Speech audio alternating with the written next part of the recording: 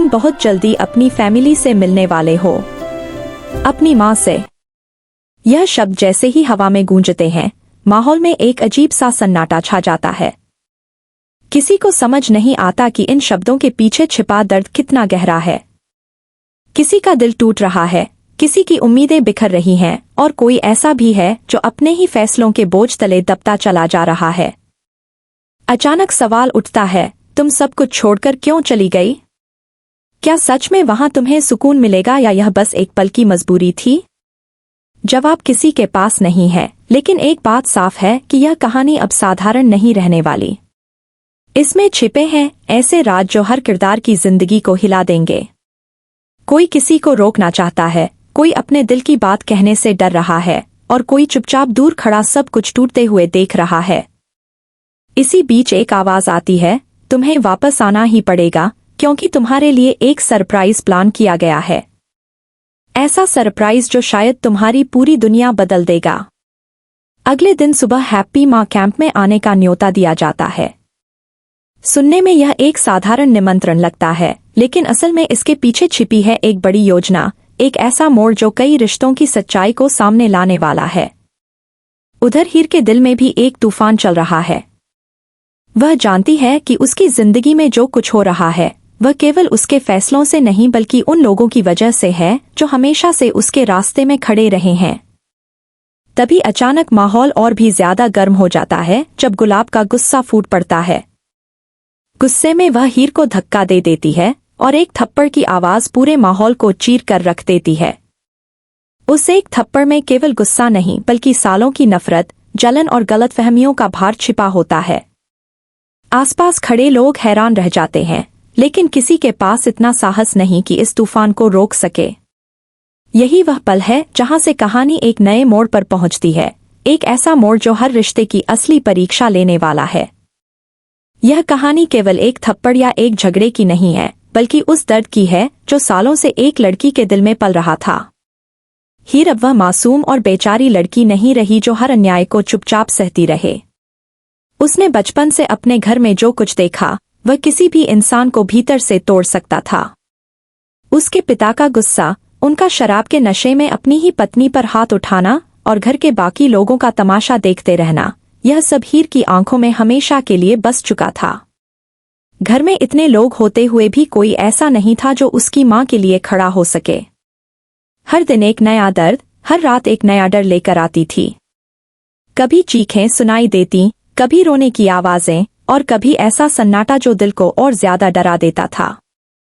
सबसे ज्यादा हैरानी की बात यह थी कि घर के कुछ लोग इस दर्द को रोकने की बजाय उसका मजाक बनाते थे। एक औरत दूसरी औरत को पिटते हुए देखती रहती थी, जैसे यह कोई सामान्य बात हो।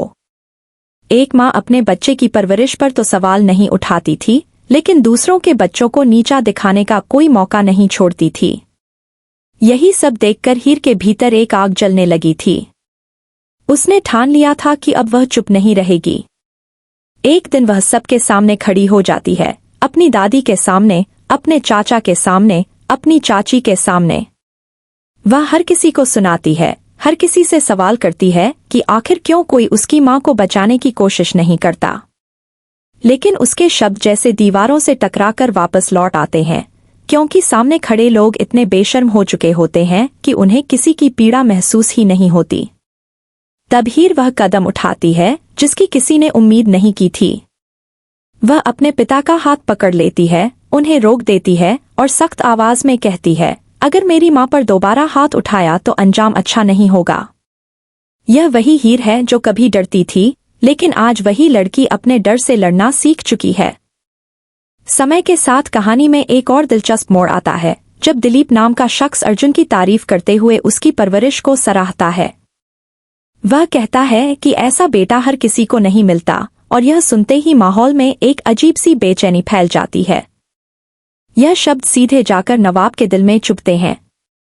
उसे ऐसा लगता है जैसे किसी ने उसके आत्मसम्मान को ठेस पहुंचा दी हो।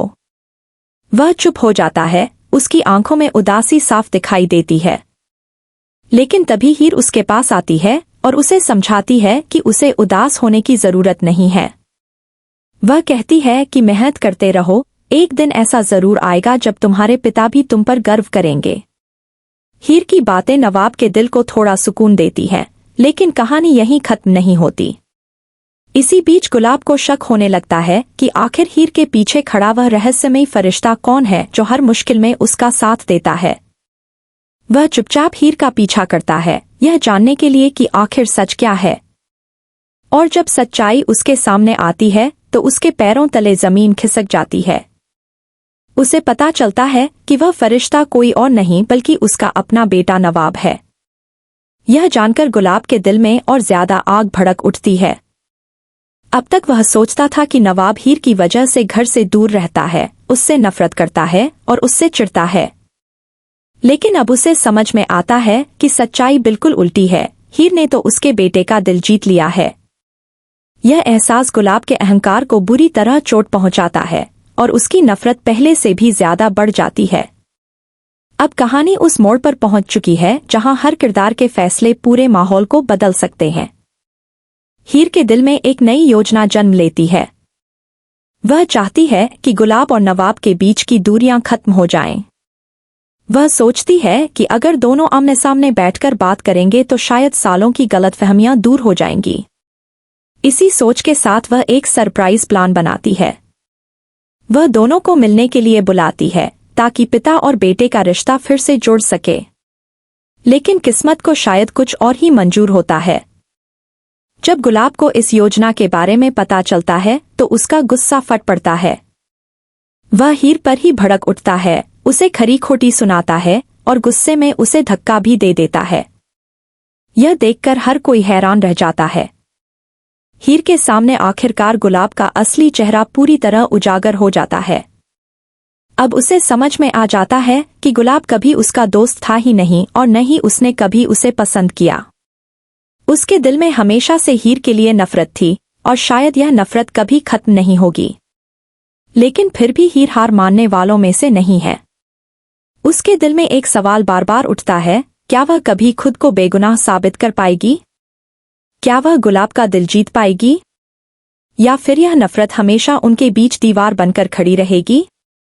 आने वाले समय में यही सवाल इस कहानी को और ज्यादा दिलचस्प बनाने वाले हैं। रिश्तों की यह जंग अभी खत्म नहीं हुई है, बल्कि असली ड्रामा तो अब शुरू होने वाला है, जहां हर कदम पर सच्चाई और झूठ की टक्कर होगी, हर रिश्ते की परीक्षा होगी और हर किरदार को अपने फैसलों का सामना करना पड़ेगा।